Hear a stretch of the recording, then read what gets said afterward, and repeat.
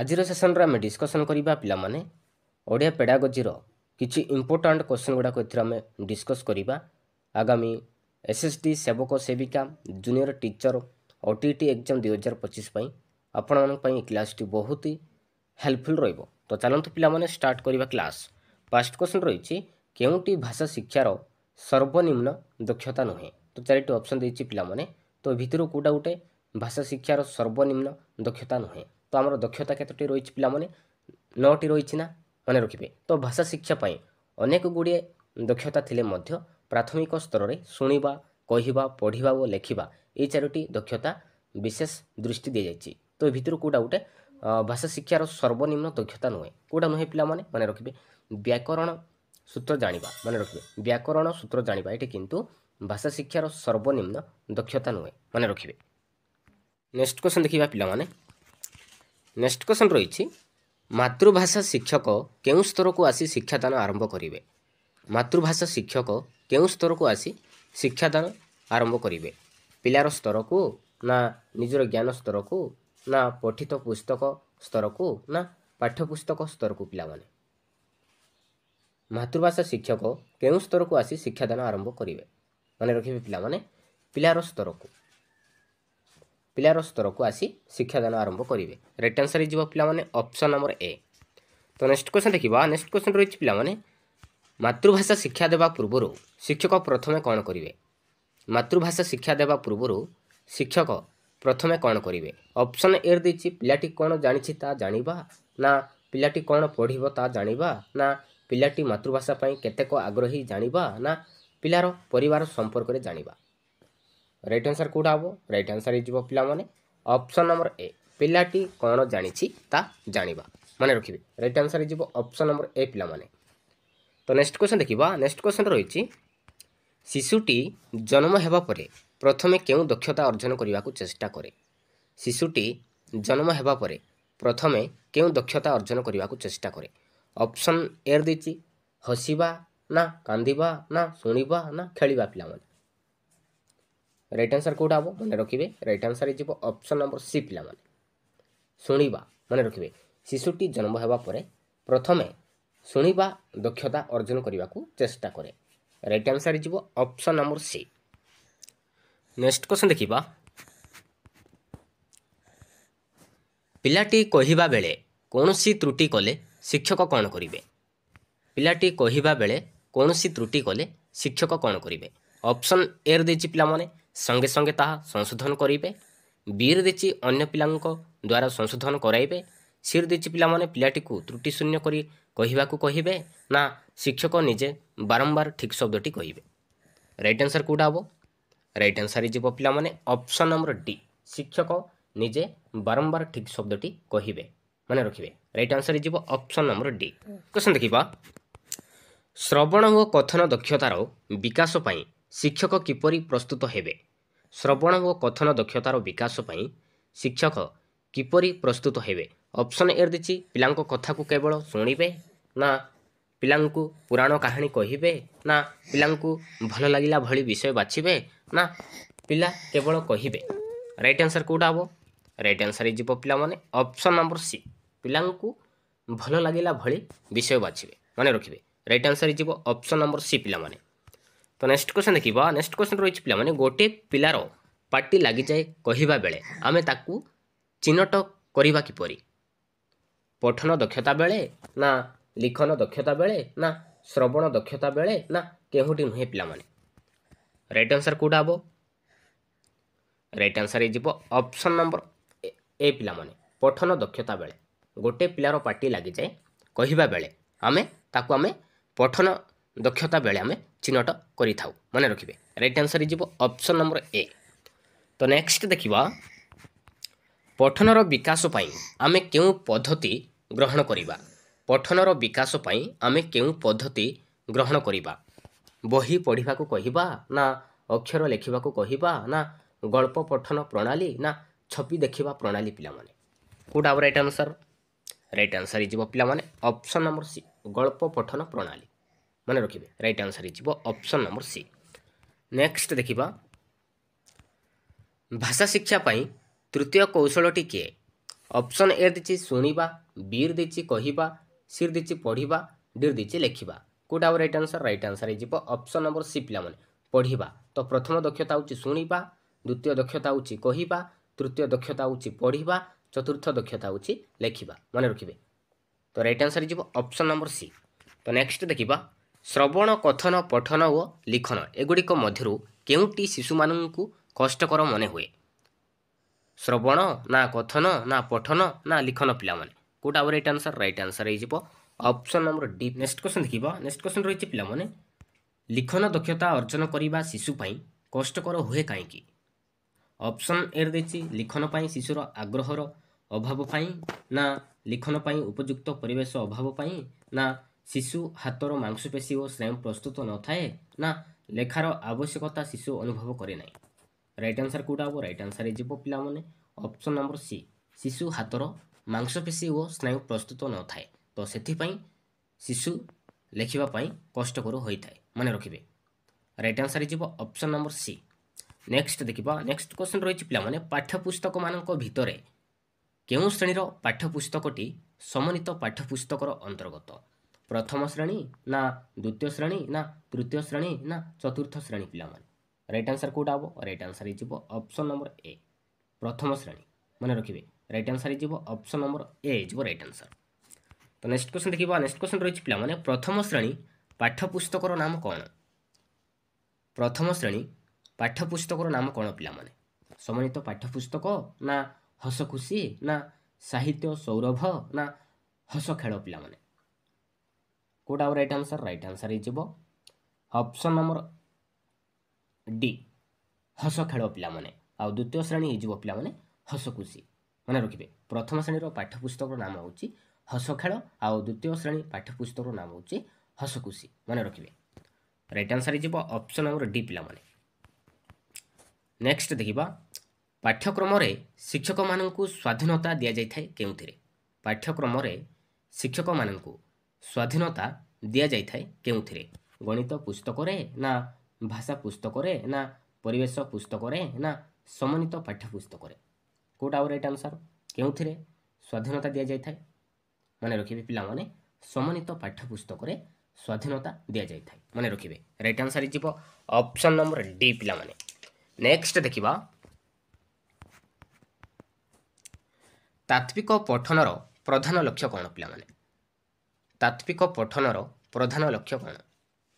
बोध ज्ञान हासिल ना अधिक मूल्यांकन रखिबा ना उत्तीर्ण हेबा ना चाकरी करिबा पिला माने?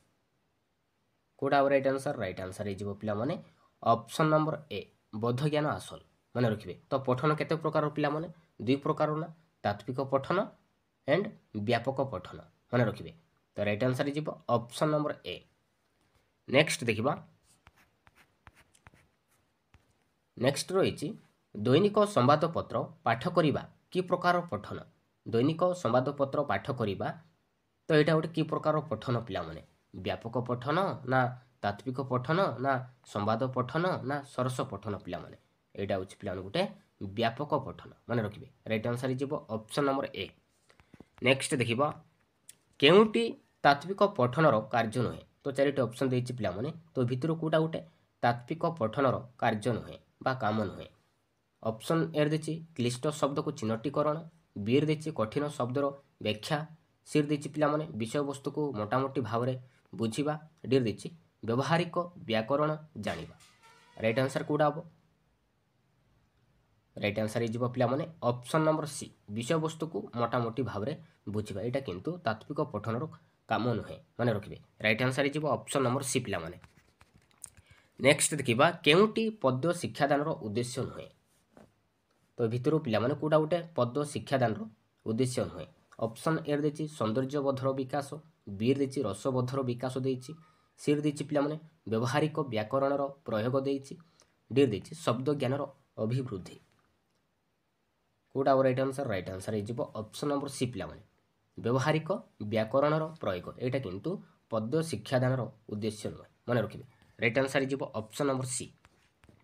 तो नेक्स्ट क्वेश्चन देखिबा शिक्षादान समय रे पिलामानंकु दल दल करी बसैबा फल रे कोन सुविधा होई थाए? शिक्षादान समय रे पिलामानंकु ଦଳ ଦଳ କରି ବସାଇବା ଫଳରେ କ'ଣ ସୁବିଧା ହୋଇଥାଏ? ଅପସନ୍ ଏରେ ଦେଇଛି ପିଲାମାନେ ସୁବିଧାରେ ବସିପାରନ୍ତି, ନା ପରସ୍ପର ଭିତରେ ଆଲୋଚନା କରିଥାନ୍ତି, ନା ମିଳିତ ଭାବରେ ଉତ୍ତର ଦିଅନ୍ତି, ନା ସ୍ଥାନ ଭାବେ ଦୂର କରିଥାନ୍ତି। କେଉଁଟା ହେବ ରାଇଟ୍ ଆନ୍ସର୍? ରାଇଟ୍ ଆନ୍ସର୍ ହେଇଯିବ ଅପସନ୍ ନମ୍ବର ବି ପିଲାମାନେ ପରସ୍ପର ଭିତରେ ଆଲୋଚନା କରିଥାନ୍ତି। ମନେ ରଖିବେ, ମୋଷ୍ଟ ଇମ୍ପୋର୍ଟାଣ୍ଟ। ତ ନେକ୍ସଟ କ୍ୱେଶ୍ଚନ୍ ଦେଖିବା, ବୟସ ବଢ଼ିବା ସଙ୍ଗେ ସଙ୍ଗେ ଲିଖନ ଦକ୍ଷତା ପାଇଁ ଶିଶୁର କେଉଁ ଗୁଣର ବିକାଶ ଘଟେ? ଚିନ୍ତା, ନା ଚେତନା, ନା କଳ୍ପନା, ନା ଚିନ୍ତା ଚେତନା ଓ କଳ୍ପନା? କେଉଁଟା ହେବ ରାଇଟ୍ ଆନ୍ସର୍? ରାଇଟ୍ ଆନ୍ସର୍ ହେଇଯିବ ପିଲାମାନେ ଅପସନ୍ ନମ୍ବର ଡି। ଚିନ୍ତା, ଚେତନା ଓ କଳ୍ପନା ଏସବୁ ଗୁଣର ବିକାଶ ଘଟିଥାଏ। ମନେ ରଖିବେ, ରାଇଟ୍ ଆନ୍ସର୍ ହେଇଯିବ ଅପସନ୍ ନମ୍ବର ଡି।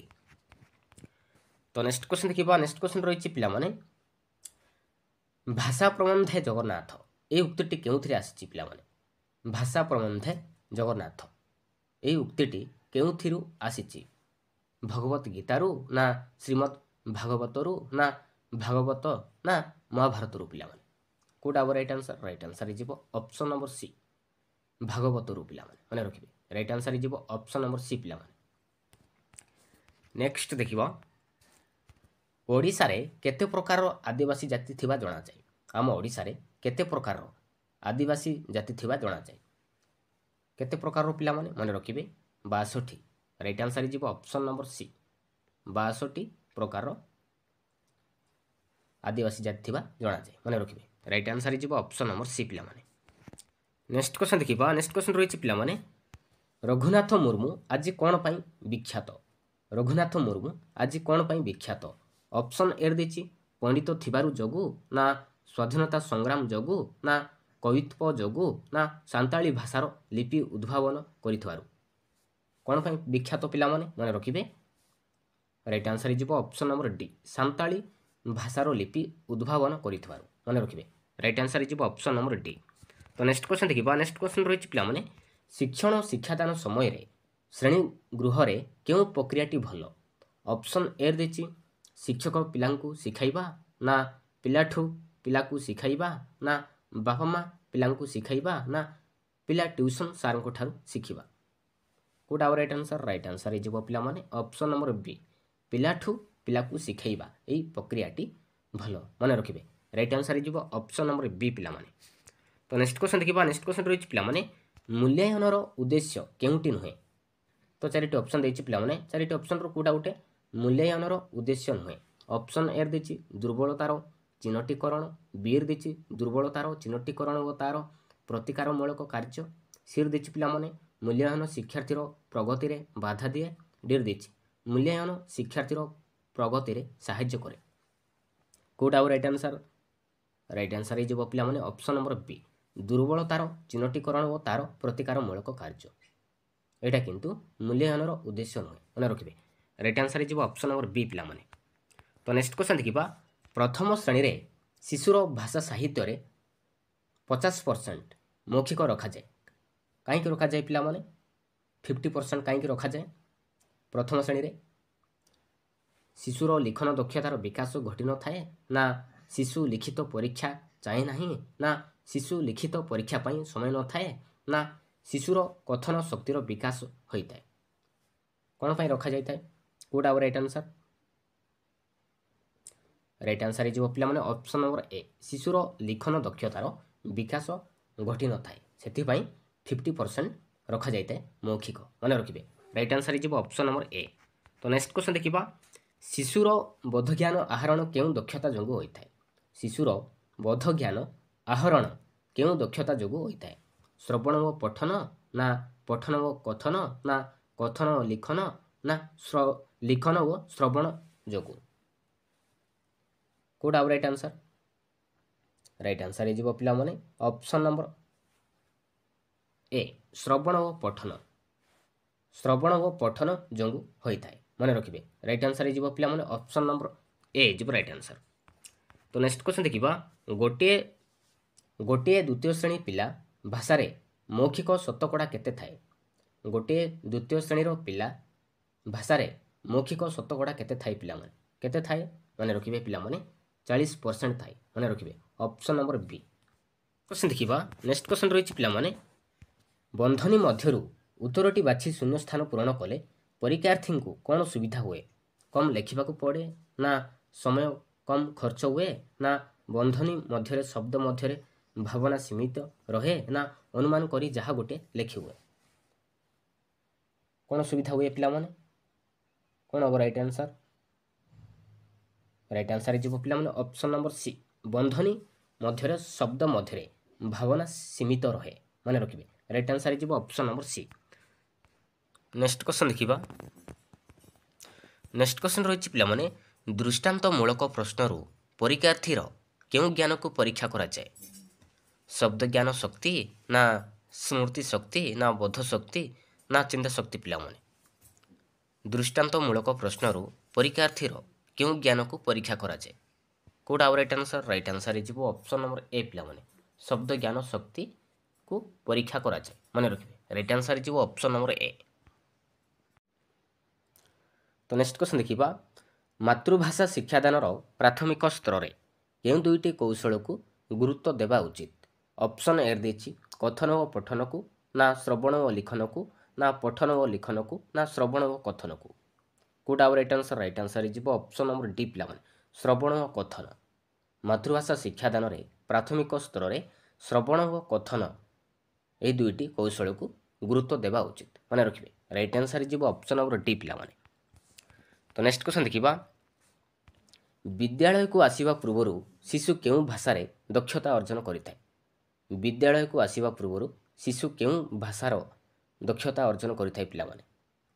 ଲିଖିତ ଭାଷା, ନା ବୌଦ୍ଧିକ ଭାଷା, ନା ମାନକ ଭାଷା, ନା କଥିତ ଭାଷା? ପିଲାମାନେ କେଉଁଟା ରାଇଟ୍ ଆନ୍ସର୍? ରାଇଟ୍ ଆନ୍ସର୍ ହେଇଯିବ ଅପସନ୍ ନମ୍ବର ଡି, କଥିତ ଭାଷା। ମନେ ରଖିବେ, ବିଦ୍ୟାଳୟକୁ ଆସିବା ପୂର୍ବରୁ ଶିଶୁ କଥିତ ଭାଷା ଦକ୍ଷତା ଅର୍ଜନ କରିଥାଏ। ମନେ ରଖିବେ, ରାଇଟ୍ ଆନ୍ସର୍ ହେଇଯିବ ଅପସନ୍ ନମ୍ବର ଡି।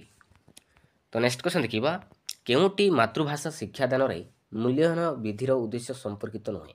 ତ ଚାରିଟି ଅପସନ୍ ଦେଇଛି, ତ ଭିତରୁ କେଉଁଟା ଗୋଟେ ମାତୃଭାଷା ଶିକ୍ଷାଦାନର ମୂଲ୍ୟାୟନର ବିଧିର ଉଦ୍ଦେଶ୍ୟ ନୁହେଁ ପିଲାମାନେ? ଭିତରୁ ଅପସନ୍ ଏ ଦେଇଛି ପଢ଼ାଶୁଣାରେ ଅଧିକ ମନୋନିବେଶ କରିବା ପାଇଁ ଉତ୍ସାହିତ କରିବା, ନା ପାଠଦାନକୁ ବ୍ୟକ୍ତିକୈନ୍ଦ୍ରିକ ସହଜ ଓ ସରଳ କରିବା, ନା ବେଶୀ ନମ୍ବର ରଖୁଥିବା ଶିଶୁମାନଙ୍କୁ ପୁରସ୍କୃତ କରିବା, ନା ଛାତ୍ରଛାତ୍ରୀମାନଙ୍କର ଦୁର୍ବଳତା ଚିହ୍ନଟ କରି ତାହା ନିରାକରଣ କରିବା? କେଉଁଟା ଆଉ ରାଇଟ୍ ଆନ୍ସର୍? ରାଇଟ୍ ଆନ୍ସର୍ ହେଇଯିବ ଅପସନ୍ ନମ୍ବର ସି ପିଲାମାନେ, ବେଶୀ ନମ୍ବର ରଖୁଥିବା ଶିଶୁମାନଙ୍କୁ ପୁରସ୍କୃତ କରିବା। ଏଇଟା କିନ୍ତୁ ମାତୃଭାଷା ଶିକ୍ଷାଦାନର ମୂଲ୍ୟାୟନର ଏକ ବିଧିର ଉଦ୍ଦେଶ୍ୟ ନୁହେଁ। ମନେ ରଖିବେ, ରାଇଟ୍ ଆନ୍ସର୍ ହେଇଯିବ ଅପସନ୍ ନମ୍ବର ସି। ନେକ୍ସଟ ଦେଖିବା, ବର୍ଣ୍ଣଶୁଦ୍ଧି ନିରାକରଣ ପାଇଁ କେଉଁଟି ଅଧିକ ଉପଯୋଗୀ? ବର୍ଣ୍ଣଶୁଦ୍ଧି ନିରାକରଣ ପାଇଁ କେଉଁଟି ଅଧିକ ଉପଯୋଗୀ? କଥୋପକଥନ, ନା ବିରାମ ଚିହ୍ନର ବ୍ୟବହାର, ନା ଦ୍ରୁତ ପଠନ, ନା ଲିଖନ ଅଭ୍ୟାସ? ପିଲାମାନେ ଏଇଟା ହେଇଯିବ ପିଲାମାନେ ଲିଖନ ଅଭ୍ୟାସ। ମନେ ରଖିବେ, ବର୍ଣ୍ଣଶୁଦ୍ଧି ନିରାକରଣ ପାଇଁ ଲିଖନ ଅଭ୍ୟାସର ଅଧିକ ଉପଯୋଗୀ ହୋଇଥାଏ। ମନେ ରଖିବେ, ରାଇଟ୍ ଆନ୍ସର୍ ହେଇଯିବ ଅପସନ୍ ନମ୍ବର ଡି। ନେକ୍ସଟ ଦେଖିବା, ଭାଷା ଶିକ୍ଷାର ସର୍ବନିମ୍ନ ଦକ୍ଷତା କେତୋଟି? କେତୋଟି ଅଛି ପିଲାମାନେ? 4ଟି, ନା 5ଟି, ନା 9ଟି, ନା 2ଟି? ପିଲାମାନେ କେତୋଟି? ମନେ ରଖିବେ, 9ଟି ପିଲାମାନେ। ଭାଷା ଶିକ୍ଷାର ସର୍ବନିମ୍ନ ଦକ୍ଷତା ହେଉଛି 9ଟି। କ'ଣ କ'ଣ? ମନେ ରଖିବେ, ଶୁଣିବା, କହିବା, ପଢ଼ିବା, ଲେଖିବା, ଶୁଣିବା ଓ ପଢ଼ିବା ମାଧ୍ୟମରେ ଧାରଣା ଗୁଡ଼ିକୁ ବୁଝିବା। ତାପରେ ଆସୁଛି ପିଲାମାନେ ବ୍ୟବହାରିକ ବ୍ୟାକରଣ ଆସୁଛି, ତାପରେ ଆସୁଛି ଆତ୍ମଶିକ୍ଷଣ ଆସୁଛି, ତାପରେ ଆସୁଛି ପିଲାମାନେ ଭାଷାର ବ୍ୟବହାର ଓ ନିୟନ୍ତ୍ରଣ ଏବଂ ଶବ୍ଦ ପ୍ରୟୋଗ। ତ 9ଟି ଭାଷା ଶିକ୍ଷାର ସର୍ବନିମ୍ନ ଦକ୍ଷତା। ମନେ ରଖିବେ, ତ ଆଉ ପ୍ରାଥମିକ ସ୍ତରରେ 4ଟି ଦକ୍ଷତା ରହିଛି, ଶ୍ରବଣ, କଥନ, ପଠନ, ଲିଖନ। ମନେ ରଖିବେ, ତ ରାଇଟ୍ ଆନ୍ସର୍ ହେଇଯିବ ଅପସନ୍ ନମ୍ବର ସି।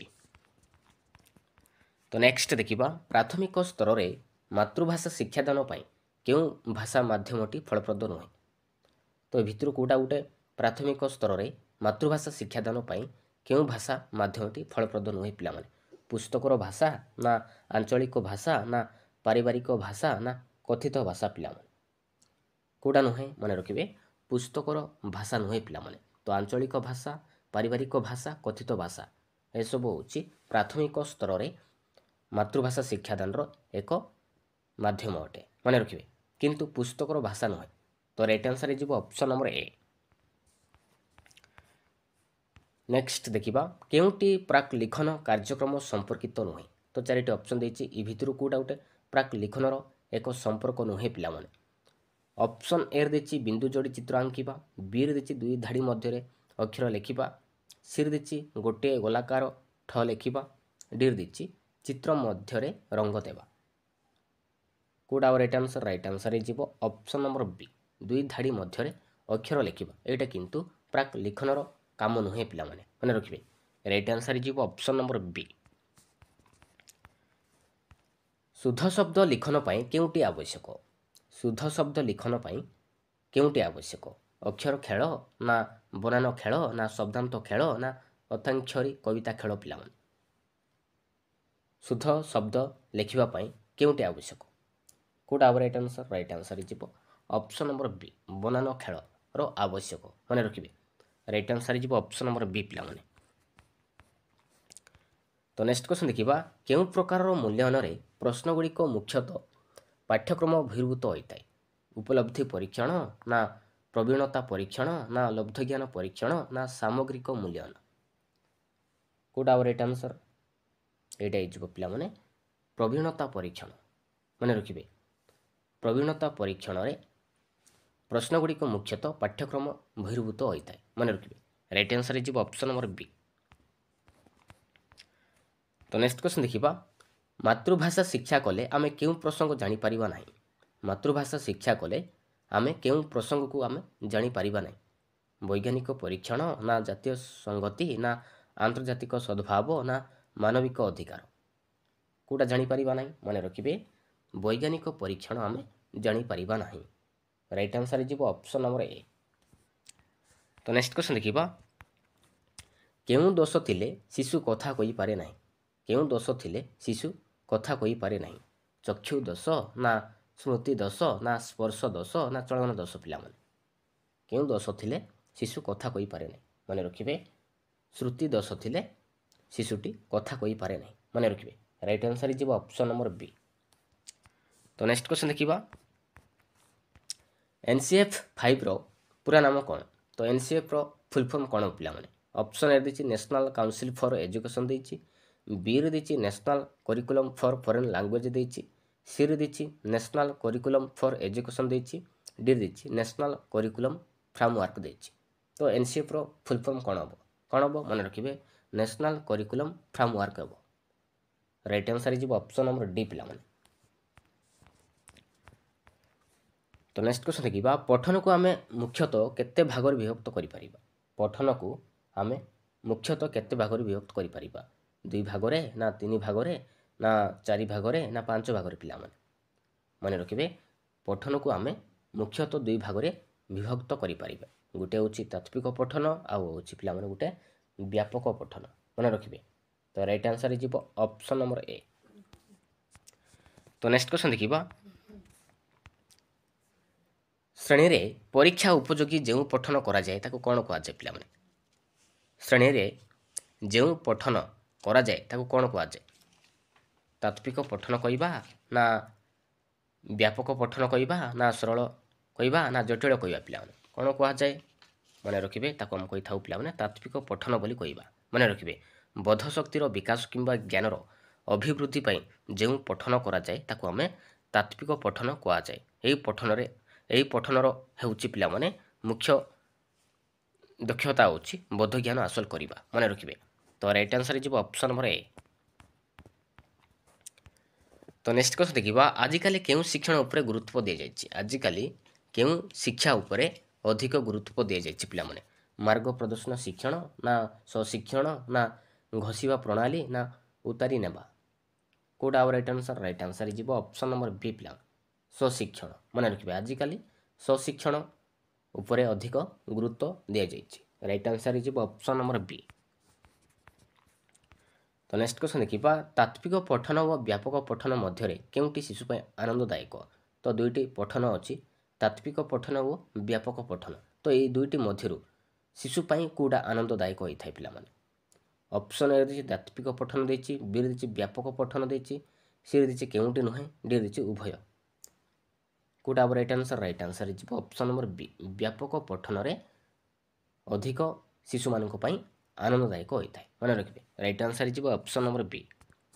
ତ ନେକ୍ସଟ କ୍ୱେଶ୍ଚନ୍ ଦେଖିବା, ଗଦ୍ୟ ଶିକ୍ଷାଦାନର ଉଦ୍ଦେଶ୍ୟ କେଉଁଟି? ତ 4ଟି ଅପସନ୍ ଦେଇଛି, ତ ଏ ଭିତରୁ କୋଉଟା ଗୋଟେ ଗଦ୍ୟ ଶିକ୍ଷାଦାନର ଉଦ୍ଦେଶ୍ୟ ପିଲାମାନେ? ଚିନ୍ତା ଶକ୍ତିର ବିକାଶ ନା ଯୁକ୍ତି ଶକ୍ତିର ବିକାଶ ନା କଳ୍ପନା ଶକ୍ତିର ବିକାଶ ନା ଗଭୀର ରସାନୁଭୂତି ପିଲାମାନେ। ତ ଭିତରୁ କେଉଁଟା ଗୋଟେ ଗଦ୍ୟ ଶିକ୍ଷାଦାନର ଉଦ୍ଦେଶ୍ୟ ନୁହେଁ, କେଉଁଟା ନୁହେଁ ମନେ ରଖିବେ, ଗଭୀର ରସାନୁଭୂତି ନୁହେଁ ପିଲାମାନେ। ରାଇଟ୍ ଆନ୍ସର୍ ହେଇଯିବ ଅପସନ୍ ନମ୍ବର ଡି। ତ ନେକ୍ସଟ କ୍ୱେଶ୍ଚନ୍ ଦେଖିବା, କେଉଁଟି ପଦ୍ୟ ଶିକ୍ଷାଦାନର ଉଦ୍ଦେଶ୍ୟ ନୁହେଁ? ତ ଏବେ ଦେଇଛି ପିଲାମାନେ ପଦ୍ୟ ଶିକ୍ଷାଦାନର ଉଦ୍ଦେଶ୍ୟ କେଉଁଟା ନୁହେଁ ଭିତରୁ। ଅପସନ୍ ଏ ଦେଇଛି ରସବୋଧର ବିକାଶ ଦେଇଛି, ବିରେ ଦେଇଛି ସୌନ୍ଦର୍ଯ୍ୟବୋଧର ବିକାଶ ଦେଇଛି, ସିରେ ଦେଇଛି ବ୍ୟବହାରିକ ବ୍ୟାକରଣ ପ୍ରୟୋଗ ଦେଇଛି ପିଲାମାନେ, ଡି ଦେଇଛି ଶବ୍ଦ ଜ୍ଞାନର ଅଭିବୃଦ୍ଧି ଦେଇଛି। ରାଇଟ୍ ଆନ୍ସର୍ କେଉଁଟା ହେବ? ରାଇଟ୍ ଆନ୍ସର୍ ହେଇଯିବ ପିଲାମାନେ ବ୍ୟବହାରିକ ବ୍ୟାକରଣର ପ୍ରୟୋଗ। ଏଇଟା କିନ୍ତୁ ପଦ୍ୟ ଶିକ୍ଷାଦାନର ଉଦ୍ଦେଶ୍ୟ ନୁହେଁ। ରାଇଟ୍ ଆନ୍ସର୍ ହେଇଯିବ ଅପସନ୍ ନମ୍ବର ସି। ନେକ୍ସଟ ଦେଖିବା, ଭାରତର ସମ୍ବିଧାନରେ କେତୋଟି ଭାଷାକୁ ସ୍ୱୀକୃତି ଦିଆଯାଇଛି? ତ ଆମ ଦେଶରେ ସମ୍ବିଧାନରେ କେତୋଟି ଭାଷାକୁ ସ୍ୱୀକୃତି ଦିଆଯାଇଛି ପିଲାମାନେ? 20ଟି ନା 21ଟି ନା 22ଟି ନା 23ଟି ପିଲାମାନେ? ମନେ ରଖିବେ 22ଟି ଭାଷାକୁ ସ୍ୱୀକୃତି ଦିଆଯାଇଛି, ମନେ ରଖିବେ। ରାଇଟ୍ ଆନ୍ସର୍ ହେଇଯିବ ଅପସନ୍ ନମ୍ବର ସି। ନେକ୍ସଟ ଦେଖିବା, ଶଙ୍କର ଜାତୀୟ ଭାଷା କାହାକୁ କୁହାଯାଏ ପିଲାମାନେ? ଶଙ୍କର ଜାତୀୟ ଭାଷାକୁ କ'ଣ ପିଲାମାନେ? ନିରୁକ୍ତ ଭାଷାକୁ ନା ଇଂରାଜୀ ଭାଷା ନା ଯେଉଁ ଭାଷାରେ ବିଭିନ୍ନ ଭାଷାର ଶବ୍ଦ ମିଶିଥାଏ ନା ଶିବଙ୍କ ମୁଖ ନିଃସୃତ ଭାଷା ପିଲାମାନେ? ଶଙ୍କର ଜାତୀୟ ଭାଷା କ'ଣ? ମନେ ରଖିବେ ଯେଉଁ ଭାଷାରେ କି ବିଭିନ୍ନ ଭାଷାର ଶବ୍ଦ ମିଶିଥାଏ ତାକୁ ଆମେ କହିଥାଏ ଶଙ୍କର ଜାତୀୟ ଭାଷା ବୋଲି କହିଥାଉ, ମନେ ରଖିବେ। ରାଇଟ୍ ଆନ୍ସର୍ ହେଇଯିବ ଅପସନ୍ ନମ୍ବର ସି। ତ ନେକ୍ସଟ କ୍ୱେଶ୍ଚନ୍ ଦେଖିବା, ଶ୍ରୁତ ଲିଖନ କେଉଁ ଦୁଇଟି କୌଶଳ ଉପରେ ପର୍ଯ୍ୟବେସିତ? ଶ୍ରୁତ ଲିଖନ କେଉଁ ଦୁଇଟି କୌଶଳ ଉପରେ ପର୍ଯ୍ୟବେସିତ? ଦର୍ଶନ ଓ ଲିଖନର କୌଶଳ ନା ଶ୍ରବଣ ଓ ଲିଖନ କୌଶଳ ନା ଦର୍ଶନ ଓ ଶ୍ରବଣ କୌଶଳ ନା ଲିଖନ ଓ ବର୍ଣ୍ଣନା କୌଶଳ ପିଲାମାନେ? କେଉଁଟା ହେବ ରାଇଟ୍ ଆନ୍ସର୍? ରାଇଟ୍ ଆନ୍ସର୍ ହେଇଯିବ ଅପସନ୍ ନମ୍ବର ବି, ଶ୍ରବଣ ଓ ଲିଖନ କୌଶଳ। ଏହି ଦୁଇଟି କୌଶଳ ଉପରେ ଶ୍ରୁତ ଲିଖନ ପାଇଁ ପର୍ଯ୍ୟବେସିତ, ମନେ ରଖିବେ। ରାଇଟ୍ ଆନ୍ସର୍ ହେଇଯିବ ଅପସନ୍ ନମ୍ବର ବି। ତ ନେକ୍ସଟ କ୍ୱେଶ୍ଚନ୍ ଦେଖିବା, ଲିଖନର ବିକାଶ ଠିକ୍ ହେଲା ବୋଲି ଆମେ କେତେବେଳେ ଜାଣିବା? ଲିଖନର ବିକାଶ ଠିକ୍ ହେଲା ବୋଲି ଆମେ କେତେବେଳେ ଜାଣିବା ପିଲାମାନେ? ଯେତେବେଳେ ପିଲା ଶବ୍ଦ ଲେଖିପାରିବ ନା ଯେତେବେଳେ ବାକ୍ୟ ଲେଖିପାରିବ ନା ଯେତେବେଳେ ପିଲା ନିଜ ମନରୁ ରଚନା ବା ଅନୁଚ୍ଛେଦ ଲେଖିପାରିବ ନା ଯେତେବେଳେ ଠିକ୍ ଭାବେ ଶୁଣି ଲେଖିପାରିବ? କେତେବେଳେ ଆମେ ଜାଣିପାରିବା ଜଣେ ଶିଶୁର ଲିଖନର ବିକାଶ ଠିକ୍ ହେଲା ବୋଲିକରି? ମନେ ରଖିବେ ଯେତେବେଳେ କି ପିଲା ନିଜ ମନରୁ ରଚନା ବା ଅନୁଚ୍ଛେଦ ଲେଖିପାରିବ ତ ସେତେବେଳେ ଆମେ ଜାଣିପାରିବା, ମନେ ରଖିବେ। ରାଇଟ୍ ଆନ୍ସର୍ ହେଇଯିବ ଅପସନ୍ ନମ୍ବର ସି। ତ ନେକ୍ସଟ କ୍ୱେଶ୍ଚନ୍ ଦେଖିବା, ସୃଜନାତ୍ମକ ଲିଖନ କ'ଣ ପିଲାମାନେ? ସୃଜନାତ୍ମକ ଲିଖନ କ'ଣ? ଶୁଣି ଶୁଣି ଲେଖିବା ନା ଦେଖି ଦେଖି ଲେଖିବା ନା ବାରମ୍ବାର କଟାକଟି କରି ଲେଖିବା ନା ଗୋଟିଏ ନୂଆ ଚିନ୍ତା କଳ୍ପନାକୁ ନେଇ ଲେଖିବା? ମନେ ରଖିବେ ଏଇଟା ହେଇଯିବ ଗୋଟିଏ ନୂଆ ଚିନ୍ତା କଳ୍ପନାକୁ ନେଇ ଲେଖିବା। ଏଇଟାକୁ ଆମେ କହିଥାଉ ପିଲାମାନେ ସୃଜନାତ୍ମକ ଲିଖନ ବୋଲି କହିଥାଉ, ମନେ ରଖିବେ। ରାଇଟ୍ ଆନ୍ସର୍ ହେଇଯିବ ଅପସନ୍ ନମ୍ବର ଡି।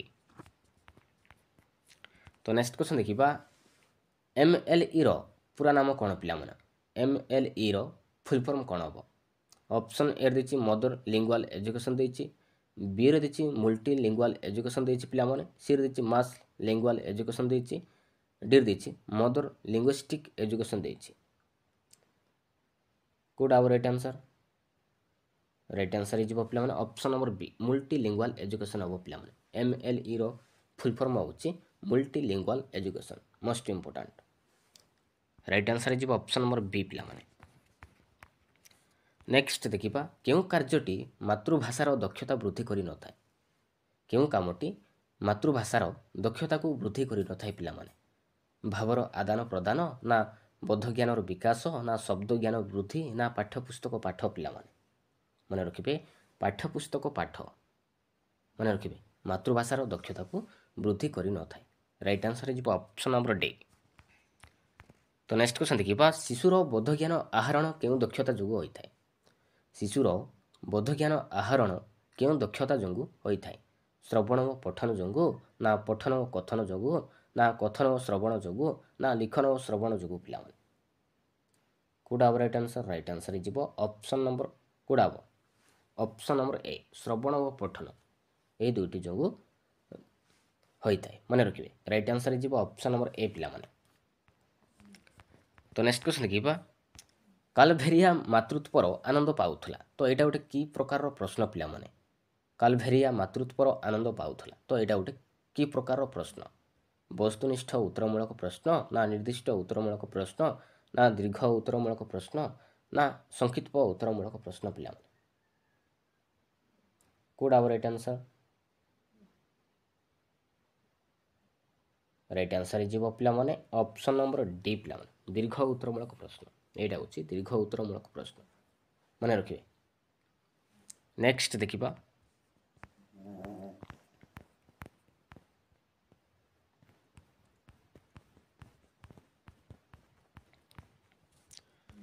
ମୌଖିକ କାହା ମାଧ୍ୟମରେ କରାଯାଇଥାଏ? ମୌଖିକ କାହା ମାଧ୍ୟମରେ କରାଯାଇଥାଏ ପିଲାମାନେ? କୋଉଟା ହବ ରାଇଟ୍ ଆନ୍ସର? ପେନସିଲ ଓ କାଗଜ ମାଧ୍ୟମରେ ନା କଥୋପକଥନ ଓ ସାକ୍ଷାତକାର ମାଧ୍ୟମରେ ନା ପ୍ରଶ୍ନୋତ୍ତର ମାଧ୍ୟମରେ ନା ଗୃହକର୍ମ ମାଧ୍ୟମରେ ପିଲାମାନେ? ମୌଖିକ କାହା ମାଧ୍ୟମରେ କରାଯାଇଥାଏ? ମନେ ରଖିବେ, କଥୋପକଥନ ଓ ସାକ୍ଷାତକାର ମାଧ୍ୟମରେ, କଥାବାର୍ତ୍ତାରେ, ମନେ ରଖିବେ। ଆଉ ଫେସ୍ ଟୁ ଫେସ୍ ତ ମୌଖିକ କରାଯାଇଥାଏ, ମନେ ରଖିବେ। ରାଇଟ୍ ଆନ୍ସର ଯିବ ଅପସନ୍ ନମ୍ବର ବି। ଲିଖିତ ପରୀକ୍ଷାରେ କେଉଁ ପ୍ରକାରର ପ୍ରଶ୍ନ ରହିବ ନାହିଁ? ଲିଖିତ ପରୀକ୍ଷାରେ କେଉଁ ପ୍ରକାର ପ୍ରଶ୍ନ ରହିବ ନାହିଁ ପିଲାମାନେ? ଦୀର୍ଘ ଉତ୍ତରମୂଳକ ପ୍ରଶ୍ନ ରହିବ, ମୌଳିକ ପ୍ରଶ୍ନ ମଧ୍ୟ ରହିବ ପିଲାମାନେ, ସଂକ୍ଷିପ୍ତ ଉତ୍ତରମୂଳକ ମଧ୍ୟ ରହିବ, କିନ୍ତୁ ବସ୍ତୁନିଷ୍ଠ ପ୍ରଶ୍ନ ରହିବ ନାହିଁ, ମନେ ରଖିବେ ଲିଖିତ ପରୀକ୍ଷାରେ। ତ ରାଇଟ୍ ଆନ୍ସର ଯିବ ଅପସନ୍ ନମ୍ବର ଡି। ତ ନେକ୍ସଟ କ୍ୱେଶ୍ଚନ୍ ଦେଖିବା, କେଉଁ ମୂଲ୍ୟାୟନକୁ ସାମଗ୍ରିକ ମୂଲ୍ୟାୟନ କୁହାଯାଏ? କେଉଁ ମୂଲ୍ୟାୟନକୁ ସାମଗ୍ରିକ ମୂଲ୍ୟାୟନ କୁହାଯାଏ ପିଲାମାନେ? ମୌଖିକ ପରୀକ୍ଷଣକୁ ନା ବାର୍ଷିକ ପରୀକ୍ଷଣକୁ ନା ଷାଣ୍ମାସିକ ପରୀକ୍ଷଣକୁ ନା ଗଠନମୂଳକ ପରୀକ୍ଷଣକୁ? ମନେ ରଖିବେ, ଏଇଟା ହେଇଯିବ ଗଠନମୂଳକ ପରୀକ୍ଷଣକୁ ସାମଗ୍ରିକ ମୂଲ୍ୟାୟନ କୁହାଯାଏ। Most important. ରାଇଟ୍ ଆନ୍ସର ହେଇଯିବ ଅପସନ୍ ନମ୍ବର ଡି। ତ ନେକ୍ସଟ କ୍ୱେଶ୍ଚନ୍ ଦେଖିବା। ନେକ୍ସଟ କ୍ୱେଶ୍ଚନ୍ ରହିଛି ପିଲାମାନେ, କେଉଁ ଦୀର୍ଘ ଉତ୍ତରମୂଳକ ପ୍ରଶ୍ନର ଉଦାହରଣ? ତ ଚାରିଟି ଅପସନ୍ ଦେଇଛି, ତ ଏ ଭିତରୁ କେଉଁଟା ଗୋଟେ ଦୀର୍ଘ ଉତ୍ତରମୂଳକ ପ୍ରଶ୍ନର ଏକ୍ଜାମ୍ପଲ୍ ପିଲାମାନେ? ଡୋରି ପକ୍ଷୀ ଦେଖିବାକୁ କିପରି? ତ ଏଇଟା ନୁହେଁ ପିଲାମାନେ। ବିର ଦେଇଛି କଳାମାଣିକରେ କବିତାର ସାରମର୍ମ ଲେଖ। ତ ଏଇଟା ହେଉଛି ଦୀର୍ଘ ଉତ୍ତରମୂଳକ ପ୍ରଶ୍ନ, ଲଙ୍ଗ କ୍ୱେଶ୍ଚନ୍, ମନେ ରଖିବେ। ରାଇଟ୍ ଆନ୍ସର ହେଇଯିବ ଅପସନ୍ ନମ୍ବର ବି। ନେକ୍ସଟ ଦେଖିବା,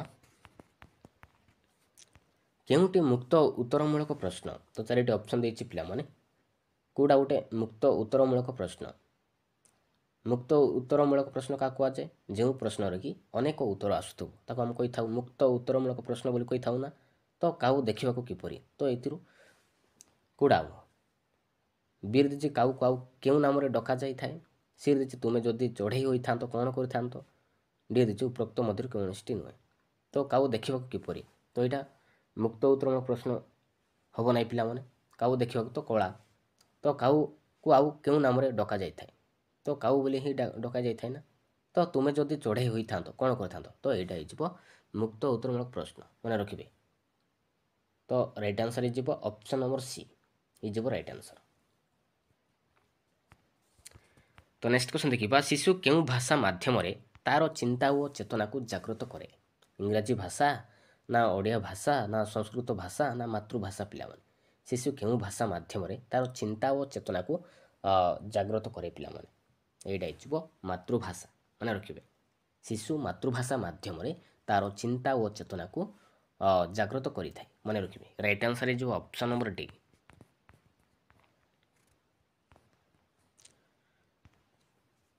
ତ ନେକ୍ସଟ କ୍ୱେଶ୍ଚନ୍ ଦେଖିବା, ମାତୃଭୂମି ମାତୃଭାଷାରେ ମମତା ଯାହା ହୃଦୟ ଜନ୍ମି ନାହିଁ ତାଙ୍କୁ ଯେବେ ଜ୍ଞାନୀ ଗଣରେ ଗଣିବା ଅଜ୍ଞାନ ରହିବ କାହିଁ? ତ ମାତୃଭାଷାକୁ ଭଲ ପାଇବା ସମ୍ପର୍କରେ କେଉଁ କବି ଏହା ଲେଖିଛନ୍ତି ପିଲାମାନେ? କିଏ ଲେଖିଛନ୍ତି? ମାତୃଭୂମି ମାତୃଭାଷାରେ ମମତା ଯାହା ହୃଦୟ ଜନ୍ମି ନାହିଁ ତାଙ୍କୁ ଯେବେ ଜ୍ଞାନୀ ଗଣରେ ଗଣିବା ଅଜ୍ଞାନ ରହିବେ କାହିଁ? ତ ଏହା କିଏ ଲେଖିଛନ୍ତି ପିଲାମାନେ? ଏହାକୁ ମନେ ରଖିବେ, ରାଧାନାଥ ରାୟ ନା ମଧୁସୂଦନ ରାଓ ନା ଗଙ୍ଗାଧର ମେହେର ନା ଫକୀରମୋହନ ସେନାପତି ପିଲାମାନେ? ଏଇଟାକୁ ଗଙ୍ଗାଧର ମେହେର ଲେଖିଛନ୍ତି, ମନେ ରଖିବେ। ରାଇଟ୍ ଆନ୍ସର ଯିବ ଅପସନ୍ ନମ୍ବର ସି। ସୃଜନଶୀଳତା ଓ ଉଦାରତା ଶିଶୁ ପାଇଁ ଚାବିକାଠି ବୋଲି କିଏ କହିଥିଲେ? ପ୍ରଫେସର ଯଶପାଲ ନା ବିଶ୍ୱକବି ରବୀନ୍ଦ୍ରନାଥ ନା ସ୍ପେନ୍ସର ନା ଗୋପାଳକୃଷ୍ଣ ଗୋଖଲେ? କିଏ କହିଥିଲେ ପିଲାମାନେ? मन रखिए प्रोफेसर जसपाल कही प्रोफेसर जसपाल कही पे राइट आंसर जो ऑप्शन नंबर ए। निम्न रे दिया जाइथिबा प्रश्न गुड़िक मध्यरु केउटी बोधात्मक प्रश्न पिलाने आकाशर विपरीतार्थबोधक शब्द लेख बी रे कखारू फूल देखा केउं रंगर सी रे दुईटी फलर नाम कुह डी रे वृक्षलता आमर कहीं दरकार। तो ये भितर कौटा हूँ पे बोधात्मक प्रश्न मन रखिए वृक्षलता आमर कहीं दरकार यहाँ हूँ बोधात्मक प्रश्न right answer is option number D. Next देखिए केउं पठन द्वारा प्रसंग निहित भावधारा बुझापी विद्यार्थी माने समर्थ हुअन्ति द्रुत पठन ना नीरव पठन ना उच्च पठन ना दलगत पठन यहाँ जो पिला माने नीरव पठन रे शिशु माने बुझापी समर्थ हुअन्ति मन रखिए right answer is option number B. तो नेक्स्ट क्वेश्चन देखिबा सूर्यंकर तीनोटी प्रतिशब्द लेखि वाक्यर व्यवहार कर। तो यहाँ गोटे कि प्रकार प्रश्न पे सूर्यंकर तीनोटी प्रतिशब्द लेखि वाक्य व्यवहार कर। तो यहाँ गोटे कि प्रकार प्रश्न पुनःसज्जीकरण ना निर्दिष्ट उत्तरमूलक ना संक्षिप्त उत्तरमूलक ना सत्यासत्य पे यहाँ पे संक्षिप्त उत्तरमूलक प्रश्न मन रखिए right answer is option number C. Next देखिबा केउटी सामग्रिक मूल्यन नुहे। तो चारिटी ऑप्शन देइछे तो भितर कोटा गोटे सामग्रिक मूल्यन कोटा नुहे ज्ञानात्मक उद्देश्य ना अभिव्यक्तिमूलक उद्देश्य ना बोधात्मक उद्देश्य ना प्रवणता परीक्षण पिला माने कोड़ा राइट आंसर एटा इज पिला माने प्रवणता परीक्षण right answer is option number D. तो नेक्स्ट क्वेश्चन देखिबा बोधज्ञान दक्षतार विकास पई केउ कार्य अधिक आवश्यक। बोधज्ञान दक्षतार विकास पई केउ कार्य अधिक आवश्यक कथन ना लिखन ना व्याकरण ज्ञान ना पठन पिला माने मन रखिए पठन पिला माने बोधज्ञान दक्षतार विकास पई पठन काम अधिक आवश्यक right answer is option number D. तो नेक्स्ट क्वेश्चन देखिबा मातृभाषा शिक्षा देवा पूर्व शिक्षक प्रथमे कौन करिवे। मातृभाषा शिक्षा देवा पूर्व शिक्षक प्रथमे कौन करिवे। ऑप्शन ए देछि पिलाटी कौन जानिछे ता जानिबा ना पिलाटी कौन पढ़िबो ताहा जानिबा ना पिलाटी मातृभाषा पई केतेक आग्रही जानिबा ना पिलार परिवार संपर्क जानिबा। मातृभाषा शिक्षा देवा पूर्व तो शिक्षक प्रथमे कौन करिवे पिलाटी कौन जानिछि ता जानिबा मन रखिए right answer is option number A. तो नेक्स्ट क्वेश्चन देखिबा पिलाटी कहिबा बेले कोनोसी भूल थिले शिक्षक कौन करिवे। पिलाटी कहिबा बेले कोनोसी भूल थिले शिक्षक कौन करिवे पिला माने भूल को चिन्हट करिवे ना भूल को बाछि जणाइबे ना भूल को ठीक करने को कहिबे ना पिलार भूल को सुधारी आनिबे बा निजे बारंबार ठीक करी कहिबे कौन करिवे माने रखिबे पिलार भूल को सुधारी आनिबे और निजे बारंबार ठीक करी कहिबे माने रखिबे। तो right answer is option number D. तो नेक्स्ट क्वेश्चन देखिबा पिला माननकु दल दल करी बसई सेमानक भितरे आलोचना करने को सुजोग देले केउं दक्षतार विकास घटे पिला माननकु दल दल करी बसई सेमानक भितरे आलोचना करने को सुजोग देले केउं दक्षतार विकास घटे कहिबा ना सुनिबा ना पढ़िबा ना स्वशिक्षण कोडा right answer is option number D स्वशिक्षण दक्षतार विकास घटी थाए मन रखिए right answer is option number D पिला माने। तो नेक्स्ट क्वेश्चन देखिबा भाषा शिक्षण पाई जो चारोटी कौशल प्रयोग करा जायछि तो सेगुड़िक सर्वप्रथम कोटा पिला माने भाषा शिक्षण पाई जो चारोटी कौशल प्रयोग करा जायछि तो सर्वप्रथम कोटा कहिबा ना सुनिबा ना पढ़िबा ना लिखिबा पिला माने रखिबे सुनिबा पिला माने right answer is option number B प्रथम दक्षता होछि सुनिबा द्वितीय दक्षता होछि कहिबा तृतीय दक्षता होछि पढ़िबा चतुर्थ दक्षता होछि लिखिबा मन रखिबा। तो सुनिबा कामटी सर्वप्रथम right answer is option number B. तो नेक्स्ट क्वेश्चन देखिबा सुनिबा कहिबा पढ़िबा लिखिबा एगुड़िक केउं स्तर दक्षता पिला माने प्राथमिक ना माध्यमिक ना उच्च स्तरीय ना विश्व स्तरीय पिला माने एटा होछि प्राथमिक स्तर दक्षता right answer is option number A. तो नेक्स्ट क्वेश्चन देखिबा शिशुटी विद्यालय को आसीबा परे शिक्षक प्रथमे मातृभाषा पई किपरि आग्रही कराइबे बही पढ़ाइबा ना अक्षर घसैबा ना अक्षर लेखाइबा ନା ଗଳ୍ପ ଓ ଗୀତ ଶୁଣାଇବା ପିଲାମାନେ। ଶିଶୁଟି ବିଦ୍ୟାଳୟକୁ ଆସିବା ପରେ ଶିକ୍ଷକ ପ୍ରଥମେ ମାତୃଭାଷା ପାଇଁ କିପରି ଆଗ୍ରହୀ କରାଇବେ? କିପରି? ମନେ ରଖିବେ ଗଳ୍ପ ଓ ଗୀତ ଶୁଣାଇବା। ମନେ ରଖିବେ ରାଇଟ୍ ଆନ୍ସର ଯିବ ଅପସନ୍ ନମ୍ବର ଡି। ତ ନେକ୍ସଟ କ୍ୱେଶ୍ଚନ୍ ଦେଖିବା ପଠନ ଦକ୍ଷତାର ବିକାଶ ପାଇଁ ଶିକ୍ଷକ କ'ଣ କରିବେ? ପଠନ ଦକ୍ଷତାର ବିକାଶ ପାଇଁ ଶିକ୍ଷକ କ'ଣ କରିବେ? କ'ଣ କରିବେ ପିଲାମାନେ? ଅକ୍ଷର ଲେଖା ଶିଖାଇବେ ନା ଛବି ଦେଖାଇବେ ନା ଛବି ଓ ଲେଖା ଥିବା ପ୍ଲାସ୍ କାର୍ଡ଼ ଦେଖାଇବେ ନା ବହି ପଢ଼ାଇବେ ପିଲାମାନେ? କୋଉଟା ଆଉ ରାଇଟ୍ ଆନ୍ସର? ମନେ ରଖିବେ ରାଇଟ୍ ଆନ୍ସର ହେଇଯିବ ଅପସନ୍ ନମ୍ବର ସି। ଛବି ଓ ଲେଖା ଥିବା ପ୍ଲାସ୍ କାର୍ଡ଼ ଦେଖାଇବେ। ମନେ ରଖିବେ ରାଇଟ୍ ଆନ୍ସର ହେଇଯିବ ଅପସନ୍ ନମ୍ବର ସି ପିଲାମାନେ। ତ ନେକ୍ସଟ କ୍ୱେଶ୍ଚନ୍ ଦେଖିବା ଆଧୁନିକ ପ୍ରଣାଳୀରେ ଅକ୍ଷର ଶିକ୍ଷା କିପରି ଦିଆଯାଏ? ଆଧୁନିକ ପ୍ରଣାଳୀରେ ଅକ୍ଷର ଶିକ୍ଷା କିପରି ଦିଆଯାଏ? ଅକ୍ଷର କ୍ରମ ଶିଖାଇବା ନା ବାକ୍ୟରୁ ଶବ୍ଦ ଶବ୍ଦରୁ ଅକ୍ଷର ନା ଶବ୍ଦରୁ ଅକ୍ଷର ନା ଅକ୍ଷରରୁ ଶବ୍ଦ ଶବ୍ଦରୁ ବାକ୍ୟ? ମନେ ରଖିବେ ବାକ୍ୟରୁ ଶବ୍ଦ ଓ ଶବ୍ଦରୁ ଅକ୍ଷର। ବାକ୍ୟରୁ ଶବ୍ଦ ଓ ଶବ୍ଦରୁ ଅକ୍ଷର ଶିଖାଇବେ। ମନେ ରଖିବେ ରାଇଟ୍ ଆନ୍ସର ଯିବ ଅପସନ୍ ନମ୍ବର ବି। ତ ନେକ୍ସଟ କ୍ୱେଶ୍ଚନ୍ ଦେଖିବା ପଠନର ବିକାଶ ପାଇଁ ଆମେ କେଉଁ ପଦ୍ଧତି ଗ୍ରହଣ କରିବା? ପଠନର ବିକାଶ ପାଇଁ ଆମେ କେଉଁ ପଦ୍ଧତି ଗ୍ରହଣ କରିବା ପିଲାମାନେ? ବହି ପଢ଼ିବାକୁ କହିବା ନା ଅକ୍ଷର ଲେଖିବାକୁ କହିବା ନା ଗଳ୍ପ ପଠନ ପ୍ରଣାଳୀ ନା ଛବି ଦେଖିବା ପ୍ରଣାଳୀ? କୋଉଟା ହବ ରାଇଟ୍ ଆନ୍ସର? ମନେ ରଖିବେ ଗଳ୍ପ ପଠନ ପ୍ରଣାଳୀ। ରାଇଟ୍ ଆନ୍ସର ଯିବ ଅପସନ୍ ନମ୍ବର ସି। ଗଳ୍ପ ପଠନ ପ୍ରଣାଳୀ ପଦ୍ଧତି ଗ୍ରହଣ କରିବା।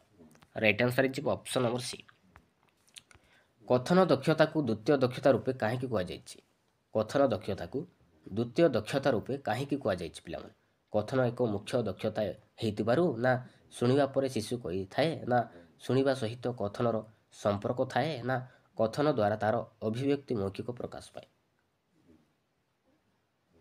କଥନ ଦକ୍ଷତାକୁ ଦ୍ୱିତୀୟ ଦକ୍ଷତା ରୂପେ କାହିଁକି କୁହାଯାଇଛି? ମନେ ରଖିବେ କଥନ ଦ୍ୱାରା ତାର ଅଭିବ୍ୟକ୍ତି ମୌଖିକ ପ୍ରକାଶ ପାଏ। ତ ରାଇଟ୍ ଆନ୍ସର ଯିବ ଅପସନ୍ ନମ୍ବର ଡି। ତ ନେକ୍ସଟ କ୍ୱେଶ୍ଚନ୍ ଦେଖିବା ଶିଶୁ କେତେ ବର୍ଷ ବୟସ ଯାଏ ମା ପାଖରେ ଥାଏ ପିଲାମାନେ? 3 ବର୍ଷ ନା 4 ବର୍ଷ ନା 5 ବର୍ଷ ନା 6 ବର୍ଷ ପିଲାମାନେ? ମନେ ରଖିବେ 3 ବର୍ଷ ଯାଏ ମା ପାଖରେ ଥାଏ। ଆଉ ଶିଶୁ ଅଙ୍ଗନବାଡ଼ିକୁ କେତେ ବର୍ଷ ବୟସ ଯାଏ ପଢ଼େ ପିଲାମାନେ? ଶିଶୁ କେତେ ବର୍ଷରେ ଅଙ୍ଗନବାଡ଼ିକୁ ଯାଏ? ମନେ ରଖିବେ 3 ବର୍ଷରେ ହିଁ। ଆଉ ଶିଶୁ ଅଙ୍ଗନବାଡ଼ିରେ କେତେ ବର୍ଷ ବୟସ ଯାଏ ପଢ଼େ? ମନେ ରଖିବେ 6 ବର୍ଷ।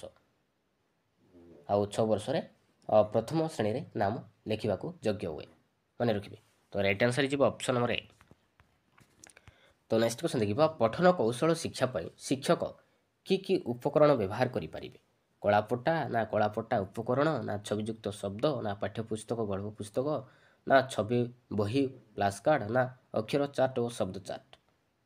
ପଠନ କୌଶଳ ଶିକ୍ଷା ପାଇଁ ଶିକ୍ଷକ କି ଉପକରଣ ବ୍ୟବହାର କରିପାରିବେ? ମନେ ରଖିବେ କଳାପଟା ଉପକରଣ ଛବିଯୁକ୍ତ ଶବ୍ଦ ବ୍ୟବହାର କରିପାରିବେ। ରାଇଟ୍ ଆନ୍ସର ଯିବ ଅପସନ୍ ନମ୍ବର ଏ। ତ ନେକ୍ସଟ କ୍ୱେଶ୍ଚନ୍ ଦେଖିବା ଶିଶୁମାନଙ୍କର ଲିଖନ କ୍ରିୟା ଉପରେ ପ୍ରଥମରୁ ଗୁରୁତ୍ୱ ଦେଲେ କି ଅସୁବିଧା ହୁଏ ପିଲାମାନେ? ଶିଶୁମାନଙ୍କର ଲିଖନ କ୍ରିୟା ଉପରେ ପ୍ରଥମରୁ ଗୁରୁତ୍ୱ ଦେଲେ କି ଅସୁବିଧା ହୋଇଥାଏ? ପିଲା ଲେଖିବାକୁ ଚାହେଁ ନାହିଁ ନା ପିଲା ଅଧାରୁ ପାଠ ଛାଡ଼ି ଦେଇଥାଏ ନା ବିଦ୍ୟାଳୟକୁ ନ ଆସି ଲୁଚି ରହେ ନା ପିଲା ଉପରେ ଅଧିକ ଚାପ ପଡ଼େ ପିଲାମାନେ? କ'ଣ ହୁଏ? କ'ଣ ଅସୁବିଧା ହୁଏ ପିଲାମାନେ? ମନେ ରଖିବେ ପିଲା ଉପରେ ଅଧିକ ଚାପ ପଡ଼େ। ରାଇଟ୍ ଆନ୍ସର ଯିବ ଅପସନ୍ ନମ୍ବର ଡି। ତ ନେକ୍ସଟ କ୍ୱେଶ୍ଚନ୍ ଦେଖିବା ପାଠ୍ୟକ୍ରମରେ ଶିକ୍ଷକମାନଙ୍କୁ ସ୍ୱାଧୀନତା ଦିଆଯାଇଥାଏ କେଉଁଥିରେ? କେଉଁଥିରେ ଶିକ୍ଷକମାନଙ୍କୁ ସ୍ୱାଧୀନତା ଦିଆଯାଇଥାଏ? ଗଣିତ ପୁସ୍ତକରେ ନା ଭାଷା ପୁସ୍ତକରେ ନା ପରିବେଶ ପୁସ୍ତକରେ ନା ସମନ୍ୱିତ ପାଠ୍ୟ ପୁସ୍ତକରେ? ମନେ ରଖିବେ ସମନ୍ୱିତ ପାଠ୍ୟ ପୁସ୍ତକରେ। ସମନ୍ୱିତ ପାଠ୍ୟ ପୁସ୍ତକରେ ଅଧିକ ଶିକ୍ଷକମାନଙ୍କୁ ସ୍ୱାଧୀନତା ଦିଆଯାଇଥାଏ। ମନେ ରଖିବେ ରାଇଟ୍ ଆନ୍ସର ଯିବ ଅପସନ୍ ନମ୍ବର ଡି। ତ ନେକ୍ସଟ କ୍ୱେଶ୍ଚନ୍ ଦେଖିବା ବର୍ତ୍ତମାନ ବିଦ୍ୟାଳୟମାନଙ୍କରେ ଚଳୁଥିବା ପାଠ୍ୟପୁସ୍ତକ କେଉଁ ଆଧାରରେ ପ୍ରସ୍ତୁତ? 1986 ଜାତୀୟ ଶିକ୍ଷା ଆଇନ ନା ପରିବର୍ତ୍ତିତ ଜାତୀୟ ଶିକ୍ଷା ଆଇନ 1992 ନା ଜାତୀୟ ପାଠ୍ୟକ୍ରମ ଆଧାର 2005 ନା ଜାତୀୟ ପାଠ୍ୟକ୍ରମ ଆଧାର 2000? କୋଉଟା ହବ ରାଇଟ୍ ଆନ୍ସର? ରାଇଟ୍ ଆନ୍ସର ହେଇଯିବ ଅପସନ୍ ନମ୍ବର ଡି ପିଲାମାନେ ଜାତୀୟ ପାଠ୍ୟକ୍ରମ ଆଧାର 2000 ଜାତୀୟ ପାଠ୍ୟକ୍ରମ ଆଧାର 2005 ପିଲାମାନେ। ଅପସନ୍ ନମ୍ବର ସି ହେଇଯିବ ରାଇଟ୍ ଆନ୍ସର। ତ ନେକ୍ସଟ କ୍ୱେଶ୍ଚନ୍ ଦେଖିବା କେଉଁଟି ମାତୃଭାଷା ଶିକ୍ଷଣର ଦକ୍ଷତା ନୁହେଁ? ତ 4ଟି ଅପସନ୍ ଦେଇଛି ତ ଭିତରୁ କୋଉଟା ଗୋଟେ ମାତୃଭାଷା ଶିକ୍ଷଣର ଏକ ଦକ୍ଷତା ନୁହେଁ? ପଠନ ନା କଥନ ନା ସ୍ୱଶିକ୍ଷଣ ନା ସଂଜ୍ଞା ଭିତ୍ତିକ ବ୍ୟାକରଣ ପିଲାମାନେ? କୋଉଟା ନୁହେଁ? ମନେ ରଖିବେ ସଂଜ୍ଞା ଭିତ୍ତିକ व्याकरण नुहे। Right answer is option number D. तो नेक्स्ट क्वेश्चन देखिबा काहाकू आदि भाषा बोली कुआ जाय पिला माने काहाकू आदि भाषा कुआ जाय पाली भाषा को ना ओडिया भाषा को ना संस्कृत भाषा को ना हिंदी भाषा को पिला माने कोडा right answer is option number C संस्कृत भाषा को आमे आदि भाषा बोली कहि था। Right answer is option number C. केउटी को मातृभाषा कुआ जाय काहाकू मातृभाषा कहबा पिला माने विद्यालय रे व्यवहार कर जाउतबा भाषा को ना घरे व्यवहार कर जाउतबा भाषा को ना पड़ोसी राज्य रे व्यवहार कर जाउतबा भाषा को ना जो भाषा रे लिपि अछि माने रखिबे घरे व्यवहार कर जाउतबा भाषा को हम कहि थाउ मातृभाषा बोली कहि थाउ माने रखिबे। Right answer is option number B. तो नेक्स्ट क्वेश्चन देखिबा भाषा शिक्षण समय रे केउ दुईटी दक्षता आवश्यक भाषा शिक्षण समय रे केउ दुईटी दक्षता आगो आवश्यक पठन करिबा ओ बुझिबा ना सुनिबा ओ कहिबा ना लेखिबा ओ व्याकरण अनुसार लेखिबा ना प्रासंगिक प्रश्नर उत्तर लेखिबा कोडा right answer is option number B सुनिबा ओ कहिबा ना श्रवण कथन ए दुईटी दक्षता आगो आवश्यक। Right answer is option number B. तो नेक्स्ट क्वेश्चन देखिबा स्वशिक्षण काहाकू कुआ जाय पिला माने स्वशिक्षण काहाकू कहबा शिक्षक शिक्षयित्री साइज रे शिखिबा ना पाठ्य पुस्तक रे पढ़ी बुझी शिखिबा ना शिक्षक शिक्षयित्री बिना साइज रे पिला माने पाठ को बुझी निजे प्रयोग करिबा ना कोनोसी विषय को निजे निजे घसी मने रखिबा पिला माने तो स्वशिक्षण का कुआ जाय मने रखिबे शिक्षक शिक्षयित्री बिना साहाय्य रे पिला माने पाठ को बुझी निजे प्रयोग करिबा एटा होची स्वशिक्षण मने रखिबे। Option number C is right answer.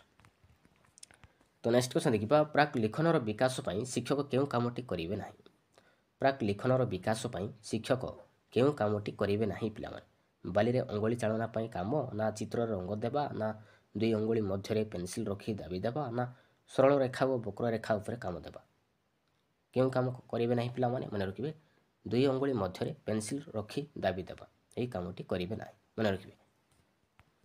Right answer is option number C एक भाषाभाषी लोक पाखरे नथिले कि असुविधा हुए पिला माने जदि भाषाभाषी लोक पाखरे जदि नथिले कौन असुविधा हुए पिला माने केही का कथा बुझंती नाही ना खाइबा को मिले नाही ना मनर भाव प्रकाशित हुए नाही ना बसिया को स्थान मिले नाही पिला माने मने रखिबे केही का कथा बुझी पारिबे नाही मने रखिबे एक भाषाभाषी लोक पाखरे जदि जदि न थाए पिला माने ताहले केही का कथा बुझंती नाही मने रखिबे। Right answer is option number A. तो नेक्स्ट क्वेश्चन देखिबा दैनिक संवादपत्र पाठ करिबा तो एटा गोटे की प्रकार पठन पिला माने दैनिक संवादपत्र पाठ करिबा तो एटा गोटे की प्रकार पठन व्यापक पठन ना तात्विक पठन ना संवाद पठन ना सरस पठन पिला माने एटा होची पिला माने व्यापक पठन मने रखिबे। Right answer is option number A. केउटी तात्विक पठन कार्य नुहे केउटी तात्विक पठनर काम नुहे पिला माने भितरु क्लिष्ट शब्द को चिन्हटीकरण ना कठिन शब्दर व्याख्या ना विषय वस्तु को मोटामोटी भाव में बुझा ना व्यवहारिक व्याकरण जानिबा। Right answer is option number C पिला माने विषय वस्तु को मोटामोटी भाव में बुझा यही तात्विक पठनर काम नुहे ना रखिए। Right answer is option number C. तो नेक्स्ट क्वेश्चन देखिबा तात्विक पठन व व्यापक पठन मध्य केउटी शिशु पई आनंददायक होइथाय पिला माने तो दुईटी अछि पिला माने तात्विक पठन और व्यापक पठन पठन दुई प्रकार तो ये दुईटी मध्यरु शिशु पई कोडा आनंददायक पिला माने तात्विक पठन ना व्यापक पठन मने रखिबे व्यापक पठन मने रखिबे। Right answer is option number B. शिक्षादान समय रे पिला मानकु दल दल करी बसेबा फल कौन सुविधा होइथाय पिला माने शिक्षादान समय रे पिला मानकु जदि दल दल करी बसेबा फल कौन सुविधा होइथाय कौन होइथाय पिला माने मने रखिबे परस्पर भितरे आलोचना करिथांते परस्पर भितरे आलोचना करिथांते। तो नेक्स्ट क्वेश्चन देखिबा शिशु कौन कौन लेखे पिला माने शिशु कौन कौन लेखे जहाँ शुणी थाए ना जहाँ देखी थाए ना जहाँ अनुभव करि थाए ना जहाँ शुणी थाए देखी थाए अनुभव करि थाए पिला माने मने रखिबे जहाँ शुणी थाए देखी थाए अनुभव करि थाए ता ही लेखिबो ना तो right answer is option number D. शिक्षक रचना लेखाइबा बेले काहा उपरे गुरुत्व देबे नाही शिक्षक रचना लेखाइबा बेले काहा उपरे गुरुत्व देबे नाही पिला माने पिलांकु कोनोसी प्रसंग रे पचारिबा ना गल्प संबंधी चित्र प्रदर्शन ना घरे रचना लेखि आनिबा ना पिला मानकु सहायता पुस्तक जगाइबा काहा उपरे गुरुत्व देबे नाही पिला माने रखिबे घरे रचना लेखि आनिबा पई गुरुत्व देबे नाही। Right answer is option number C. तो नेक्स्ट क्वेश्चन देखिए केउटी प्रबंध लिखनर उद्देश्य नुहे केउटी प्रबंध लिखनर उद्देश्य नुहे पिला सृजना शक्तिर विकास ना जुक्ति शक्तिर विकास ना कल्पना शक्तिर विकास ना शब्दानुशीलन शक्तिर विकास कोडा राइट आंसर मन रखिए शब्दानुशीलन शक्तिर विकास राइट आंसर है ऑप्शन नंबर डी पिला माने